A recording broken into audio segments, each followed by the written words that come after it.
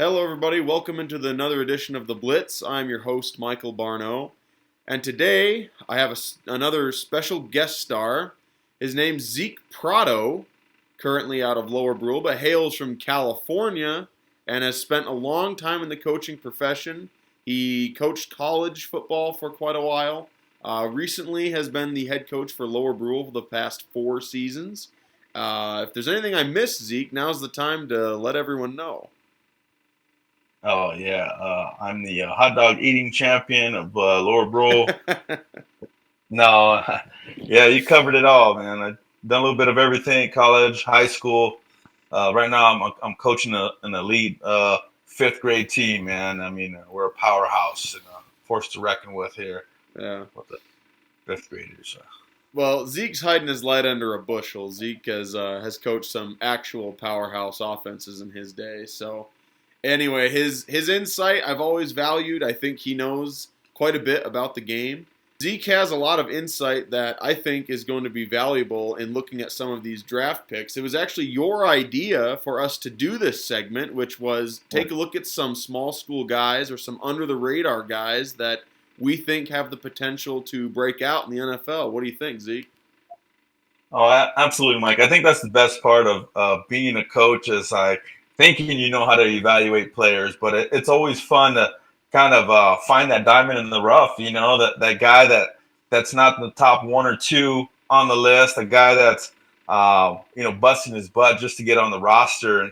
And as you know, there's a lot of guys that are like that make the starting roster or bounce around 5 or 6 different teams before somebody finally takes a notice, man. So Yeah. I'd like to think that I got a good eye for talent, but that's just my opinion. Yeah.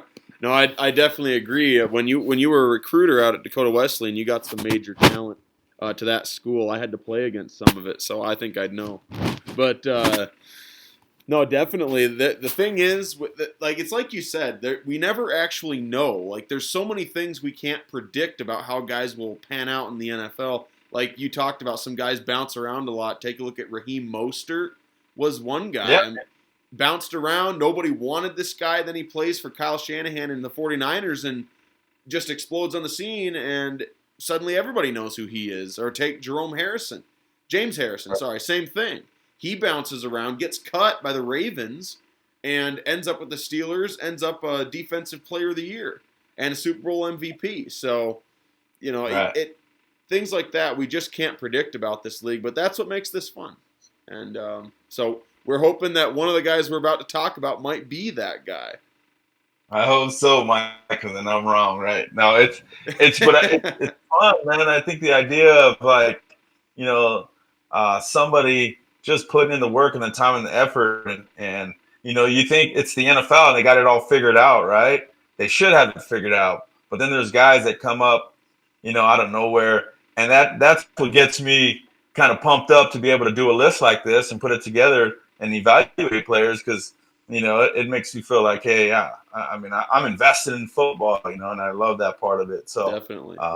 And we got nothing going on in the off season, so what better thing to do than evaluate players and really step our game up as coaches? Yeah, exactly. I agree. Well, last week we looked at 2 guys, Stanford Samuel out of Florida State and Ross Blacklock out of TCU. Those were my guests last week.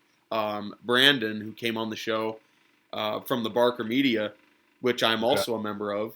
He came on the show last week. Those were the 2 guys he talked about. You've put together a nice little list of, I believe it's 5 guys, and then not the restaurant. These are 5 dudes we want to look at.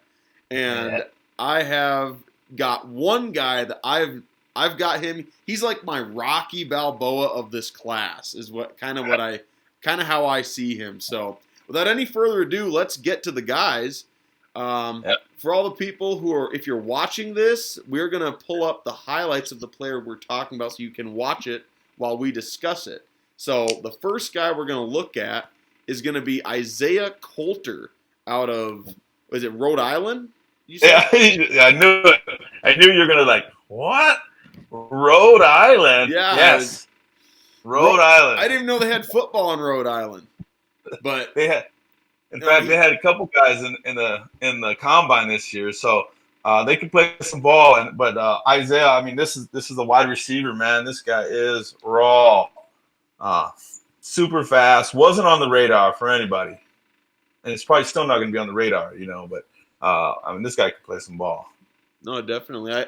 I like some of his top end speed that we're seeing on some of these things, and great adjustment catch right there. That's kind of a must in today's league with a lot of vertical threats going down the field.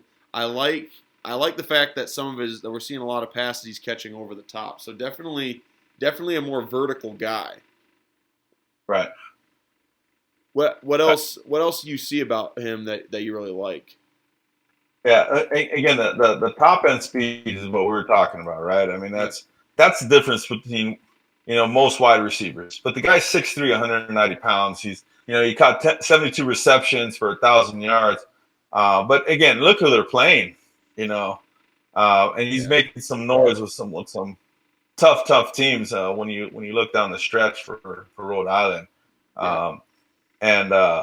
Like I said, being a 6'3" wide receiver, 190 pounds, I mean, you got to be a burner. You're a little bit light to take those screens, so you're going to be a guy that's going to take the roof off. You're going to be a vertical guy. You're going to be a post guy, a bang route. Wow. Well, here he is right here on this play against Virginia Tech, taking breaking a long one. You like to see that when you're looking at a small school guy.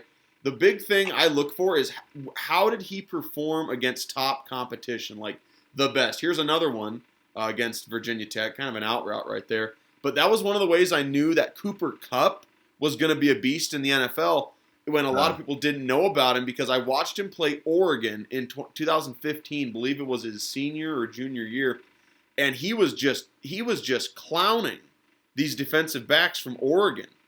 And he caught for over 200 yards in that game, and I was like, this guy can play. And I didn't know if he was on anyone's radar or if people were overlooking him because he was from Eastern Washington, but kind of the same thing there. So I liked seeing some of these plays Coulter's making against Virginia Tech, because it proves, the guy can make plays against the higher level competition, not just lower level teams, which is mostly what he played.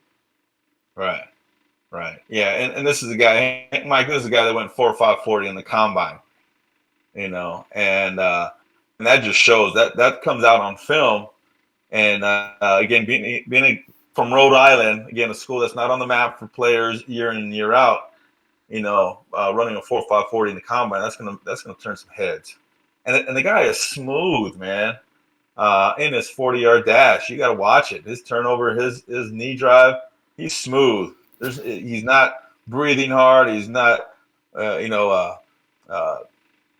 making the faces where he's going to pass out. I mean, this guy is smooth. Well, that's definitely what they're looking for in the NFL. You want a smooth athlete running that 4.5 40. And the thing is, a 4.5 40, I would not say is blazing, but the thing is, receivers in the NFL, lots of the best ones did not run really fast 40s. You look at Michael Irvin is one guy. Like you don't have to run an amazing 40 to have success in the league. And here he is again, another highlight against Virginia Tech. But yeah, he definitely is a guy worth keeping an eye on. Where do you project he'll end up? If you had to guess, where do you think he goes? Oh man, I mean, he's going to go late. He's a guy that he's probably going to have to bounce around a little bit. I don't see him, going early on. If anything, late in the draft, and if not, free agency. And guys like that, they're going to say there's guys like that, dime a dozen. But again, I'm looking for those diamonds in the rough. But I think when you watch the film, that's what separates him from that combine. Yeah. You said, he's catching balls over the shoulder, behind him. He's flipping his hips. He's catching the tough footballs. He's going over the middle. Being a big guy, he's not afraid. And that's what I really like about him. Why I think it separates him from a lot of the guys. Someone that wants to go over the middle to someone that tall. Right. A 6'3" middle. That's definitely important to have that toughness, and especially if you're going to be a late round guy, if you're going to prove yourself, that's one of the ways you can do it, is being a guy willing to go over the middle and make tough catches there. So, Yeah, I definitely like him as a day two. Um, he's a guy that you could get some value out of late in the draft. So yeah, it's like you said a minute ago. With all these guys, these are guys that they're going to be around on the second day, and you could potentially get a splash player out of it. So, you know. But without any further ado, let's move on to our next player, and that is Jaylinn Hawkins, defensive back out of Cal. What do you have to say about this guy, Zeke? This might be a homer pick. It's a homer pick, Mike. I'm gonna be Cali guys stick together. No, I tell you what, because I know Jaylinn. Man, I interviewed Jaylinn back in the day when before he had just signed to go to Cal. He's got a younger brother, some cousins that are all playing at UCLA, and so I know Jaylinn, and I know his work ethic. I know what he does in the classroom. I know who he was coached by in high school, who he was coached by at Cal. This Jaylinn, is a guy that again wasn't necessarily on the radar. Yeah. But when you watch him run, backpedal, cover, this is a guy that he was a two-way starter in high school. Started at safety at Cal and then bumped over to corner. Overcame some injury and had a great senior season. Yeah. And so I really, really love just watching the guys like this. And I've coached a couple NFL guys, and you know the difference, Mike. You know the difference on NFL guys. Okay. And Antoine Smithson, he's a guy that I coached at East LA College. And when he ran the ball, you knew he was different. When he carried as a receiver, when he kicked off return, punt return, this guy was a 7-time All-American at the University of Utah. And so I've seen that caliber, and there's got to be something special about each one of those guys that the NFL is going to take a look at. And Jaylen's got it. Yeah. And so just watching him, in the draft and seeing him run around. I mean, the guy, like I said, he was just phenomenal person, and I want him to be one of those sleeper guys that somebody's going to pick up, and he's going to be able to play at the next level. Yeah, he definitely on his highlight film, just from what we're seeing. I mean, definitely a very high energy type of player. We saw him make a play up in the box a little bit ago. I think he's definitely a tough player, willing to stick his nose in there. Not the biggest guy. That could be part of what hurts him. But in today's NFL, I think that we're seeing fewer and fewer thumper safeties, or at least I think that with the rules that they're putting in, people are probably moving away from thumpers because you're not really allowed to hit people in the NFL that well anymore. And if they're going to take you, that they'll likely want you as more of a coverage guys. But I do think his size hurts him. But he definitely plays with a lot of heart. He's got a lot of the tools you need, or that he's going to need at the next level. Where does he need to be, Mike? I mean, the guy is, he's 6'2", 205. Yeah, just from what you see on maybe it's just the eye test of what I'm seeing on film, but if he's 6'2", 205, then size wouldn't be a concern. But I definitely like his heart. He plays with a lot of passion, and that is always welcome on defense. That I said this on my last episode, Zeke. The big drawback for me, okay, when I'm watching a defensive player, I have to watch his actual film to do that. And when I'm watching a defensive player, the big red flag to me is effort. If I see a guy who quits on plays, and a famous example was Robert Nkemdiche out of Ole Miss a couple years ago. Great athlete, one of the best, in terms of a defensive lineman, probably the best athlete you can ask for. But when I saw his film, he quits on plays all the time. He doesn't play with a high motor. And to me, defensively, the guys with motors, those are guys that you take a chance on, or that you want to draft that guy, because it's kind of hard for a guy with a motor to bust. You do draft off potential sometimes, and that's what the Cardinals were doing with Nkemdiche. But that's just kind of the red flag. But Hawkins doesn't strike me as that kind of a guy that'll struggle with a motor. No, this is a ball player, man. Again, he's a ball hawk. Again, I just think he needs his shot, and that's why I say he's one of those sleeper guys because he's not on the radar. He's not. You got a couple of teams that are looking at him. You're talking the Bengals, the Browns, the Steelers. Look at possibly taking him in the 7th round. But you never know. How the NFL draft shakes up, man. That's all part of it. These coaches, they know what they're doing. They do. They absolutely do. But I'd like to see a guy, get a shot, at the NFL and not have to kind of go through the circus of it, So yeah, he could definitely be a guy. I know that's a heart pick, but I also think that he does have a lot of what you need in the NFL. I saw you said he was a ball hawk. I saw a lot of that there too.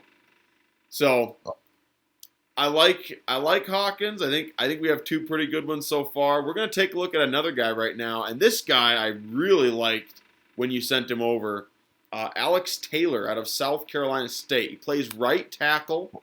He's number 70. He's number 73 on this film. Now tell us a little bit about him. Well, you're like Alex Taylor from where? Right. That's the first thing stands out. Where? Where? And I mean, you're talking about again a guy that can move. I mean, did you watch his 40-yard dash? Well, I mean, I actually did not watch his 40. I just watched his film. This film we're watching, I watched the whole 10 minutes, and I'll be surprised. I'll be honest. I don't know how guys like this slip through the cracks at those big schools. Like, why is this guy not playing at Clemson or Alabama? Right. He's huge. He's huge. And I think, when you see him run, I mean, you're talking about coaches turning their heads. I mean, this is who's this guy? Why wasn't he on the radar? Where has he been? Why is he hiding in a South Carolina State? Why was he not at, Florida? Why was he not at SC? 6'8", 305 pounds, offensive tackle that can move, right? Yeah. He goes from no radar to, he's now looking at the Vikings, the Giants, and the Falcons, and I mean, here's a guy again that's now on the radar after showing a great combine. Like I said, you're talking about a big 6'8" tackle that can move. Yeah. You got it, 6'8", man. Well, here's the deal. Like, again, I'm not a big fan of the combine. I'm sure you, on my last episode, I outlined why a little bit. But I like to watch film, and when I watch this guy's film, he's 6'9", and my first concern with a guy that tall is, well, does he have good feet? And in the case of Taylor, he does. Like, he's 6'9" with good feet, and to me, I was like, that's gold. Because he's got room to grow. You look at his frame, I mean, he could easily put another 15 pounds on and be a dominant player, I think. He's already got the athleticism. He's got great size, great frame. Again, I am shocked at how he's at South Carolina State with all the tools he has. Yeah, maybe he's one of those guys that sprouted up after. That could be. But yeah, I was really impressed with him. They got some dudes. South Carolina State, they have some dudes. You look at the quarterbacks situation there that they just moved. Tyrese Nix, he was a starting quarterback for his first 2 years. They just moved him to wide receiver, and this kid is a 4.4, 4.3 40 on that South Carolina squad. Yeah, I noticed that too. They've got some guys that can run, but I really like another thing that stuck out with Taylor, and it builds on the athleticism part. I like how he's able to climb to the second level and get to guys. He's very good at getting to the second level, and because he's got such good feet, it's hard as a linebacker to get rid of him. Like when I played, that was the hardest thing to deal with, were guys with good feet. It was, and so that really stuck out to me. He's got great feet when he gets to second level. He's a good athlete playing out there on the edge. So I really, really like Taylor. I honestly think he might sneak up into the higher draft rounds. Yeah. They're talking 7th round, man, Oh, 6th round, and I'm thinking, man, this is the guy you got to go around. yeah. You can't go through it, No. right? You're not going to blow through him. You're not going to put him on his tail. You got to go around a guy like this, especially if he can move and this, his foot speed, like you said earlier, is 6'8", 6'9", whatever he is. I mean, he's going to probably grow.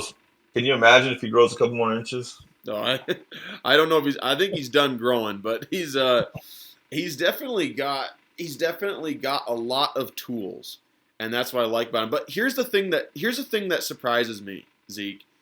How can a guy like Trey Pipkins? Do you know who Pipkins is out of Sioux Falls?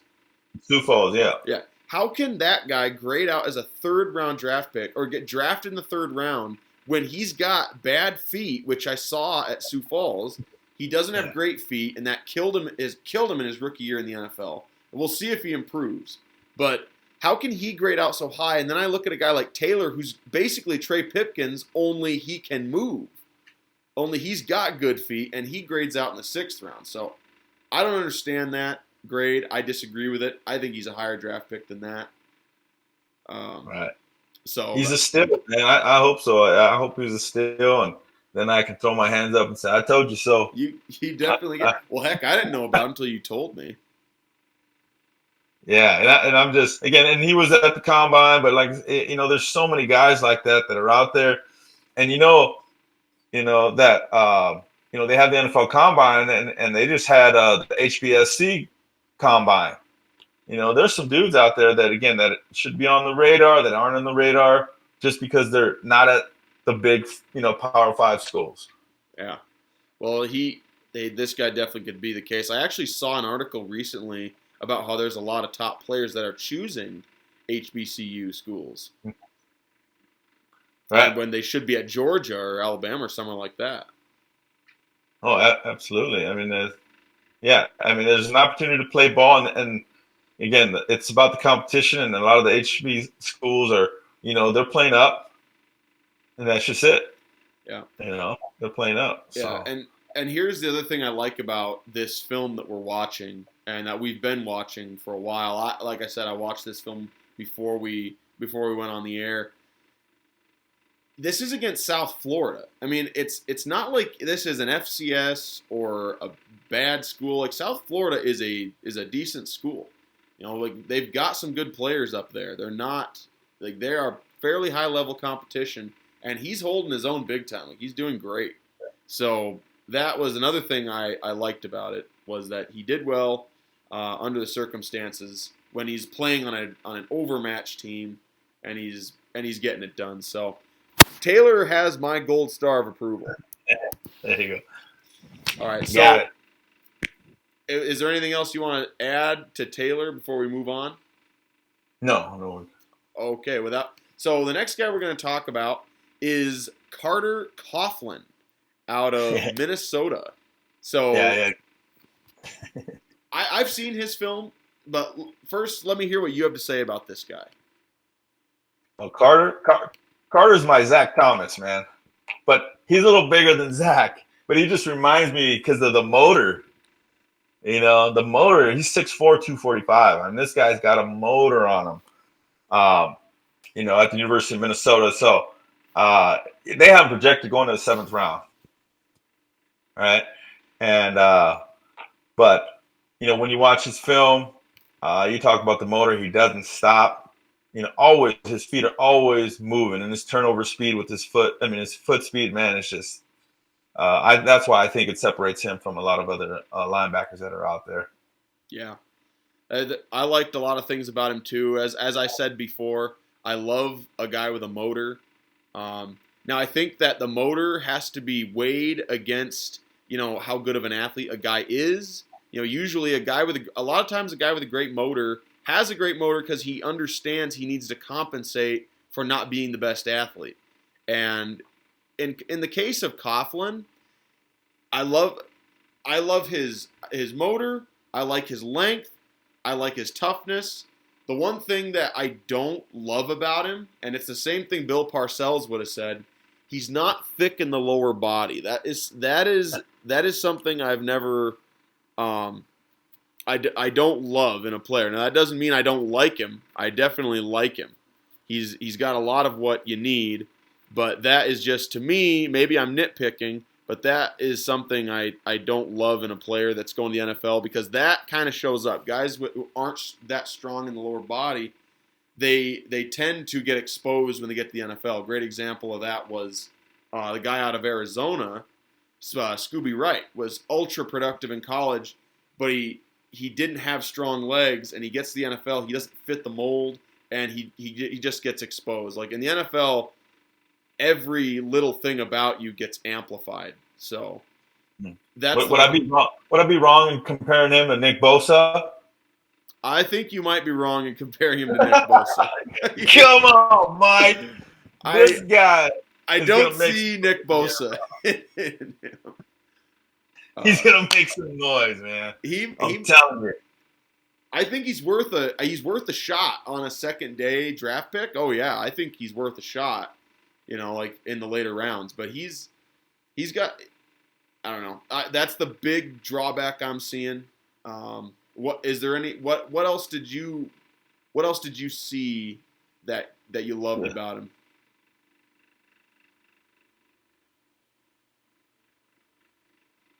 He's smart on the backside. When he's trailing the zone, he knows how to fight through traffic. Using his length to his advantage. And I think that again, what the NFL is going to now, with some of the 4-man fronts and being able to put some of those linebackers down on the backside, again, like a Nick Bosa, like the any stand-up linebacker that's going to create havoc on the backside and chase the quarterback or chase the running back down from behind. I think that's, again, when you look at what's happening with the NFL, they're still really starting to like players like that. Kind of the hybrid defensive end, outside linebacker, being able to run guys down out in the open field. So that's why I like him. I think he fits in a few programs. He's probably not, again, a traditional, linebacker you're going to put out in space, but if he already knows what it's like to be down in the gridiron. You know what I mean? Yeah. He knows what it's like to go against offensive linemen, and again, if he can make people miss with his foot speed, and get around them and bend that corner, again, it's going to take him a long way. But like I said, what the NFL is going to now, when you watch defense, I think he's going to start fitting in some of their scheme. Well, he's definitely got a lot of raw tools, but I think he has to project as a 3-4 outside linebacker. I'm not certain you can use him as a defensive end. Minnesota definitely uses him in a 2-point stance most of the time. So I think he has to play 3-4 outside linebacker, and he's strictly a rush player off the edge. So I like him as a day 2 prospect. I think there's enough there that he could become a starter in the league. I'm not certain he will be. I'm not certain I see a star, but it's not always that we do. Sometimes we don't see the stars coming. So that's what I'm talking about, Mike. We see the no stars to 5 stars, and we always see all those 5-star guys. We already know all about them. Yeah. But how many of those guys that weren't ranked in high school were no stars, and they come out and really doing well for themselves in college and onto the pros? Yeah, more than we really know. But right. Definitely a guy worth talking about. A solid selection. I like him on day 2. So the next guy we're going to talk about is a guy named Alex Highsmith. Now, you like it?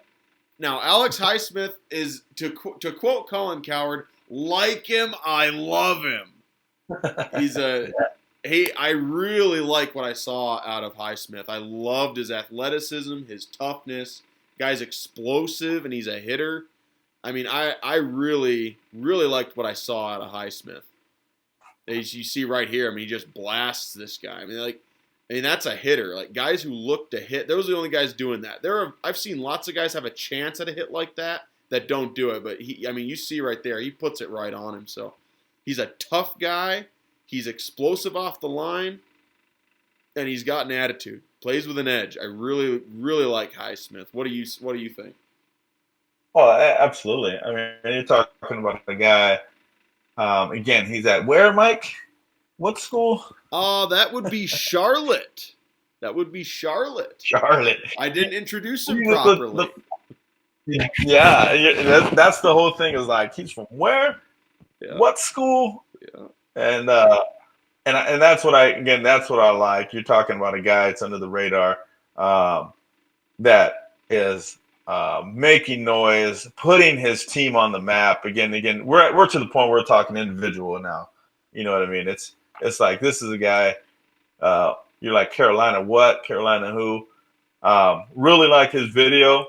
You know, I love watching him. Here's a guy again. He's played both linebacker and defensive end. They're going to put some weight on him in the NFL. I think that's where that maybe he's a little light, but that's his plus. You know what I mean? That's his plus. That the NFL is going to take a look at him and say, hey, we can make him a defensive end, putting some weight on him, and it's not going to hurt him. The guy is fast. You talk about the lower body, right? Yeah. That's the difference. He's got lower body. He's got speed. Yep. You know, his hand placement on defensive players. Yep. Smart with it. Again, he's strong enough to put tackles on their butt. You know, I think that was some of the plays that we went through that, you know, he's putting these guys, you know, on their backside and then turn around and again chasing the quarterback down. Yeah, I definitely like that too, and I'm glad you touched on it. Is the fact that he's well proportioned, thick all the way around. He fits the mold of an NFL player. He looks like a guy that even if he's not necessarily one right now, he could grow into that. And that's another thing I really liked about him. And that in addition to his toughness and the fact that he plays with such an edge. So I really liked this pick when I was watching his film. I fell in love with him immediately. And here he is again making a play. And he actually sacked Clemson. Now granted Clemson had a lot of the backups in at the time, but he did make a play there, and like I said, I like his motor, and I like his thickness top to bottom, and his explosive on the edge. He's a guy I think who could be an impact player someday in the NFL playing on the edge. Yeah, he's not even on the radar, Mike. I mean, you know, you know, you look at the top 25 defensive ends. He's not even on most of the charts. I'm trying to find a chart here that's, you know, that's got him listed. Well, Zeke Prado going prospecting, digging for gold. Might have found one. Think you might have found one here. I tell you, gotta find the nuggets, bro. On that second day, that's what it's all about. A lot of times, that's the difference between GMs. Like, who can find impact players on day two? You know, like anybody can draft a Nick Bosa. And that doesn't take any skill. You know, a guy who we know is going to pan out. Anybody can draft that guy. Can you find a great player in the late round, second day? And this guy definitely would be worth a look. If I'm sitting there second day, we need a defensive end. We're looking for an outside backer. This guy definitely would be drawing my interest. Yeah. And on that list, I mean, who do you got on the list, right? Chase Young being number one. You know those guys. Yep. Right? Chase Young. Isaiah Simmons, a guy who I talked about last week. A dark horse, I think, to go number one as a defensive play, the number one defensive player.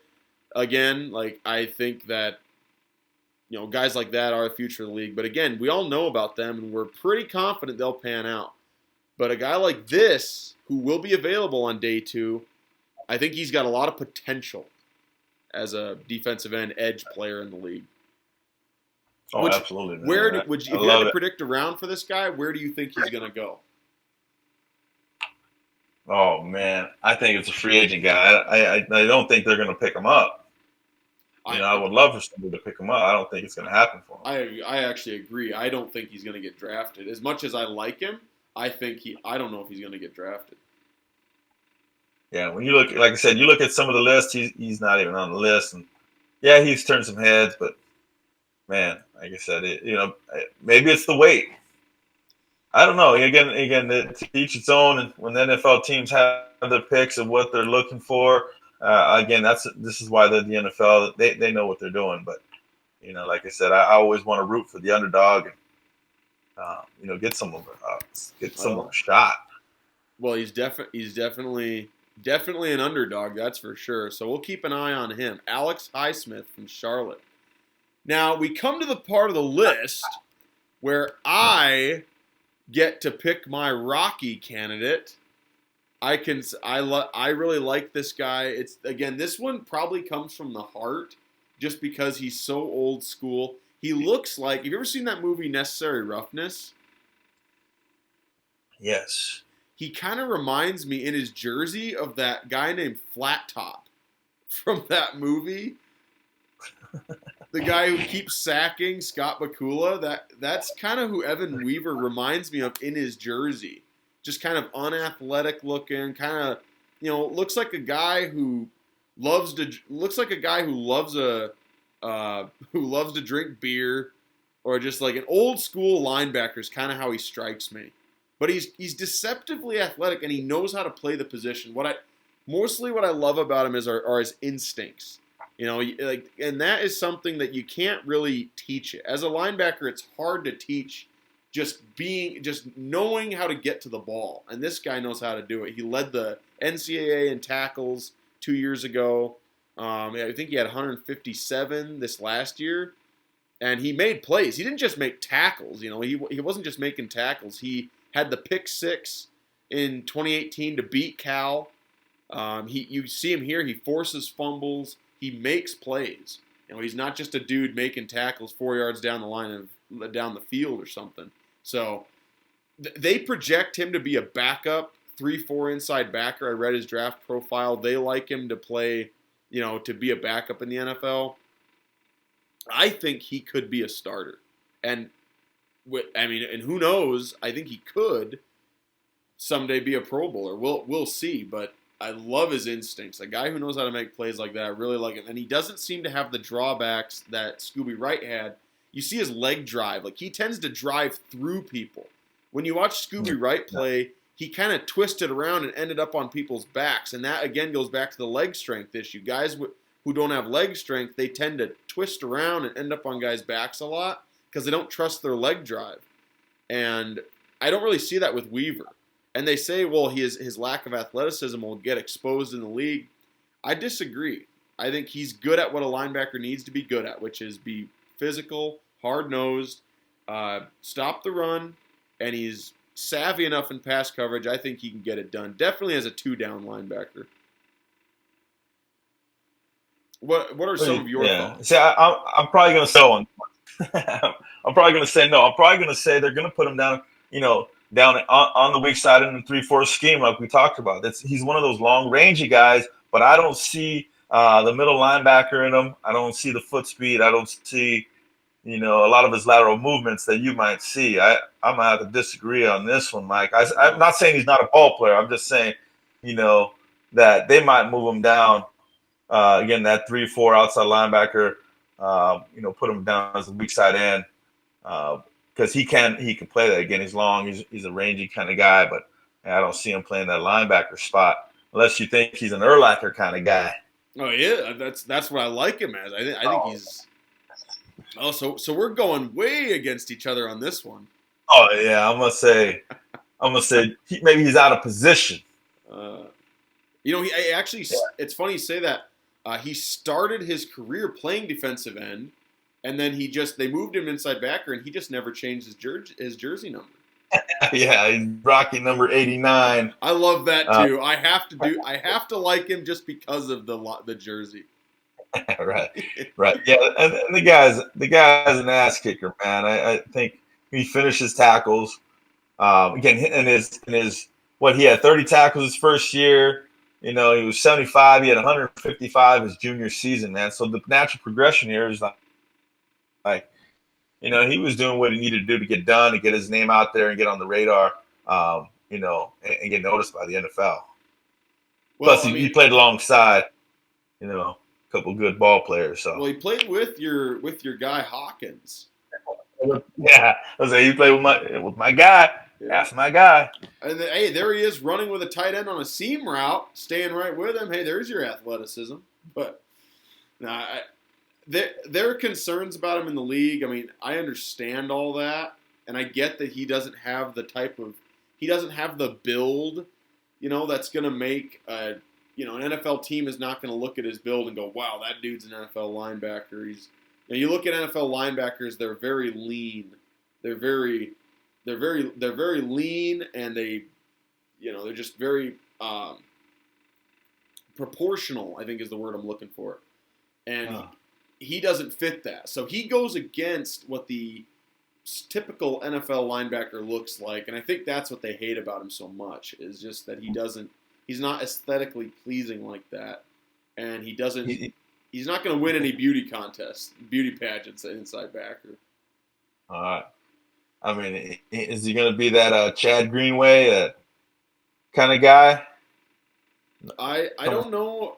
I'm not really sure about that. I love his size, his toughness, and his ability to be a thumper in the run game. I think that is, even in today's NFL where teams are so pass happy, I don't believe those guys are ever going to lose their value all the way. Like a middle linebacker who plays the run as tough and as well as this guy does, I think those guys never quite lose their value. Sort of like the bell cow back, they'll always exist. Even though right now they're going through a tough time in the league, which I go into in an article I just released recently. It will be up tomorrow on the Barker Media website, where I write about some of the developments we're seeing with running backs in the league. But I'd like to talk about that here with you for a minute, actually, and see what your take is on it. So to tell you the situation, we're seeing a lot of these big, heavy downhill running backs kind of get their jobs taken. And I go into this in detail in the article, where we saw it happen in Los Angeles Chargers. They'll always be San Diego to me. But Los Angeles Chargers with Melvin Gordon, who's the big headliner, and then Eckler comes in, has a way better year, and now he gets a pretty big contract. $24.5 million just signed for, and then Gordon is on his way out now. Now, I thought Gordon should have left sooner because of that, and I think it's because with fewer great NFL lines, fewer great offensive lines, these bell cow backs like Gordon and David Johnson down in Arizona, there's a number of them, I think that they're going to struggle to find their footing because teams want to run out of the shotgun. A lot of them do now. And these big backs have a hard time running out of that set. They're not as great side to side. And that's why I think Gordon did not do near as well as Eckler, because Eckler's more dynamic. He's a shorter guy, but you can run the ball with him. He doesn't require great offensive line play for him to be effective as a ball player, whereas Gordon needs his offensive line to block well for him to have success. What is your take on this? And do you understand what I'm getting at first? Right. I guess, okay, if you can compare the 49ers offense and the Kansas City Chiefs offense, right? Yeah. All right. The San Francisco 49ers, on a run scheme, they block everybody, right? And then you got your downhill backs that can bust up vertically, cut backs horizontally, right? That's all that. Then you got your Kansas City Chiefs, where you got your RPO.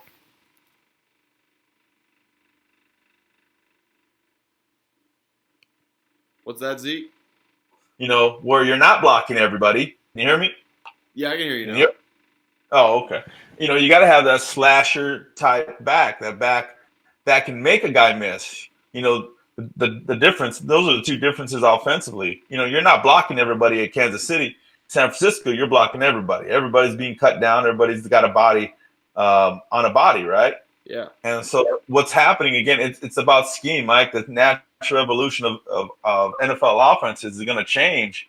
And if the backs don't change with it, they're going to find someone who is, right? And so, and here you are,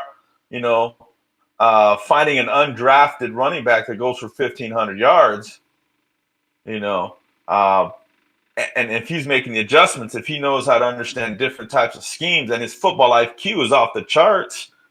Not saying that he's smarter than smarter than one player, but again, those coaches, they know what they're doing, they know what they're looking for, man, and I think that's the difference. A guy who's got a football IQ and can make people miss, it's just going to go a lot further than a guy who's maybe a system guy. And he needs you to have a specific blocking scheme for him, or we can't do a lot offensively because he can't make people miss, but he's a downhill runner. He needs to down kick out. And so scheme wise has a lot to do with it, man. And like I said, an undrafted ball player, that can, and that's what's happening. A lot of these running backs that are out there now, that are making noise, they're going to start making a lot of money. Yeah, I'd agree. Funny because they can adjust to different schemes. Well, don't agree with me, Mike. What's that? I said, don't agree with me, Mike. Well, I don't think that. Well, they look at Derrick Henry. Yeah. Here's the deal. Derrick Henry's the big headliner. He's the guy. He's the rushing king, and he doesn't fit the mold I just talked about. But here's the thing. Henry has a great offensive line in front of him. The Titans had one of the best run blocking lines, close to the Colts up there. And they have a decision to make in free agency with Jack Conklin. But Henry, again, is successful when he's run the right way and he's used correctly. But you have to use him correctly. And you've got to get the pieces around him to make him succeed. Whereas a guy like Eckler or McCaffrey or Saquon Barkley, those guys, they're more dynamic in their game. They're those slasher guys you talked about. They're athletic. They can move side to side. They're great receivers. Whereas Derrick Henry, you really can only use him to turn around out of a single back or under center and just hand him the rock. And that's really all he's great at. That's right. That's just my take on it. I think that's why we're seeing what we're seeing. And the same thing happened with Kenyon Drake and David Johnson down in Arizona. If you were paying attention this past year, that happened down there as well. Johnson got hurt, yes, but even before he got hurt, he was not effective in Cliff Kingsbury's offense. And then they pick up Drake out of Miami. He comes over. Again, he fits that shorter, more slasher running back, and he has instant success in Cliff Kingsbury's, primarily shotgun offense. I think it was another instance where the big back was not playing in an offense suited to his abilities, even though Johnson is an above-average receiver for a guy like that. But still, as a runner, the offense doesn't suit him. What do you think? Yeah, and I guess that's what we're looking at, Mike. Like, what is going to separate those guys? What are we looking at? Are we just liking our favorite guys? Or are these guys, can adjust to different schemes? You look at some of these guys that are going to be drafted this year, right? Jonathan Taylor, out of Wisconsin.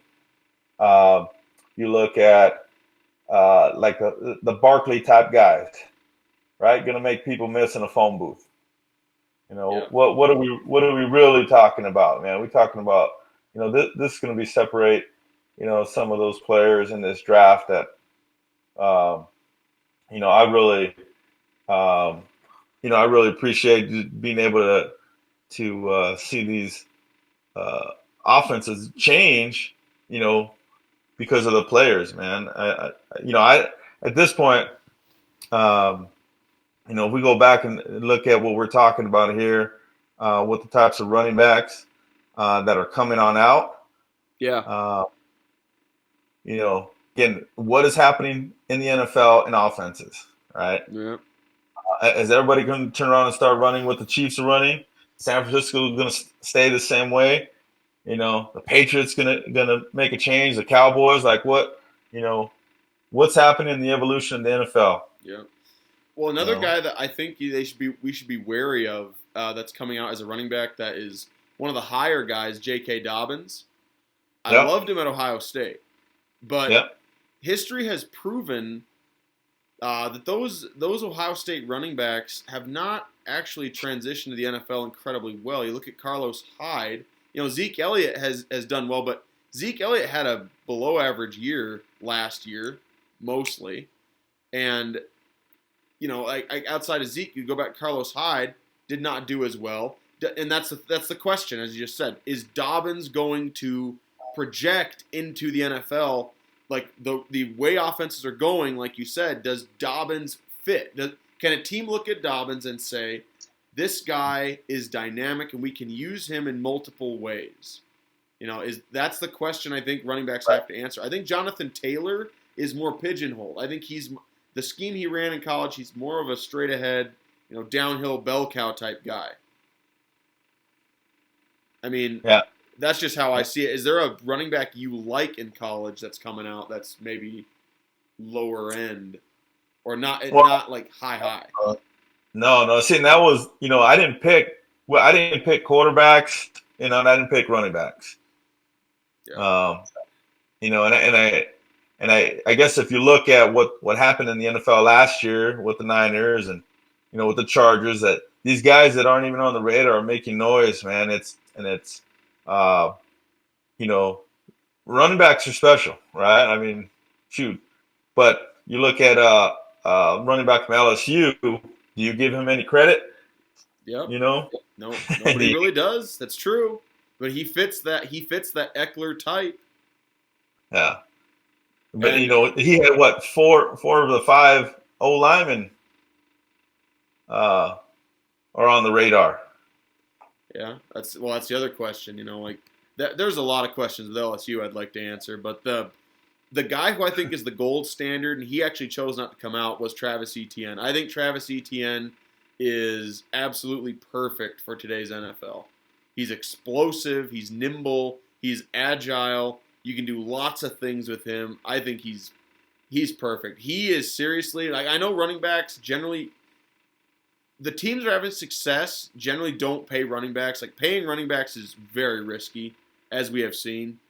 But Etienne, I think, is a guy who could have that kind of money. He reminds me of McCaffrey in his running style, how athletic he is, how explosive he is, the way he's able to burst. Like, his burst is the thing that stands out so much with Etienne. Like, when he goes, man, it's just, he is gone. Like, he decides to go, he bursts very quickly. So, I love Etienne. I'm very surprised he chose to go back to Clemson. But, is what it is on that front. Yeah. Well, I mean, we all know what that's about, man. When you're going to be on TV every week in front of millions of people and everyone's going to be watching. Yeah. That's going to put you on the radar. Yeah, right? And you should perform. Right? Yeah. You should. And we're looking for those diamonds in the rough there, Mikey. Right. Well, we figured we'd give the guys at the top some love. We didn't talk about them at all. But, but that wasn't what this show was about. They always get talked about, man. Yeah. We need those. Yeah. Again, those low-end guys, that do really well above and beyond, man. Like I said, I'll just love that, when we can find somebody that wasn't on anybody's radar and say, I told you so. Yeah. Well, we've picked out 6 on this show that I think one of them will hit. If I was a GM, I'm really hoping one of these guys is going to hit. But so I think that we've come to the end of our segment, and we will. Is there anything before we wrap this thing up? Is there anything that you are doing right now that you'd like to promote or you'd like to talk about on the show? Oh yeah, well, man, I tell you what, Mike, I just stepped down from my current head coaching position. To look for other coaching opportunities. So that's what I'm doing right now. I want to pursue maybe getting back into college football. I've kind of put some fillers out. And I'm also started also a podcast called Leap of Faith. And that actually is not sports related, but it could be every now and then. But what it's really about, it's talking to friends that I grew up with. So I got a large group of friends that we get together all the time. And we have, guys that have gone through like juvenile hall that are now successful, guys that, come from different situations that with their family life. lost loved ones at a tough time, and they've overcome. And so this whole idea of leap of faith is about, some of the things they've done to just put themselves and to be I guess, what my idea of success is. And I just love their stories, and I think their stories need to be told. Yeah. And so there's what you would say regular people, regular Joes. They work a 9 to 5, have a family, but where they came from and where they are now, being able to tell their story is pretty cool. And so we got that coming up with the podcast. Central Dakota Towns, we're doing that variety show again. We're going to start that up. Okay. A little different format. They're out of Chamberlain. And real similar, and probably nothing. You won't have a food challenge on my behalf, but I will be doing some food tasting, man. And we did that last year. It was great with Anchor Grill, Dakota Cuban. We did some food tasting, and it was pretty cool because it was a local show, and we got a lot of people watching, and that's what it was about, just creating a buzz there locally. So we got that in the works. Got some head coaching opportunities, kind of going through that, sending out resumes, filling out applications, and who knows? All right. It's all in the works, man. But that's what's going on in my world, and having a lot of fun doing it. And I appreciate you, just saying, yeah, let's do this, man. Let's get on. Let's talk about some of these under the radar players. Yeah. And, definitely. And kind of follow them, because it gives us something to do, man. So I appreciate it, Mike. Well, no problem. I will link to all those things in the description, so you can go check it out. I urge you strongly to go check out Zeke's stuff that he's doing right now. He's an interesting guy. Very, very cool stuff going on for you right now. So anyway, I will put all that stuff in the description so you can click on it, go check it out. But anyway, that will do it for this edition for the Blitz. I'm your host, Michael Barnaud. We will see you this Friday for the update on the road to 200.